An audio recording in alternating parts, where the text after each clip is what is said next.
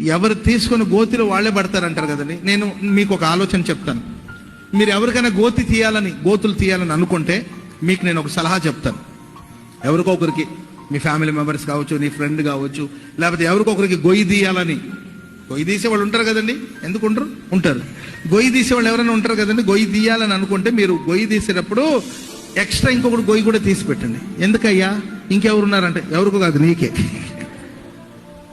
అర్థమైందండి? మనం ఏమి విత్తుతామో దాన్ని కోసుకో. నేను అందుకే తొందరగా ప్రియులరా, ఎంత బాధ వచ్చినా ఎంత కష్టం వచ్చినా నేను ఏది పడితే అది విత్తను. కోపం వచ్చినప్పుడు, ఫ్రస్ట్రేషన్ వచ్చినప్పుడు, బాధ వచ్చినప్పుడు మన విత్తామనుకోండి, ఆ విత్తనాలు ఎక్కడికి పోవు. అవి భూమిలోనికి వెళ్ళి మొలకెత్తి పంటగా మారి మరలా అది మనల్ని వెంటాడుతాయి. అందుకే ఎన్ని బాధలు వచ్చినా కూడా మంచిని విత్తామనుకోండి, ఆ మంచి పంటనే కూర్చుకుంటాం మనం. చెప్పండి కూడా అందరు గట్టిగా.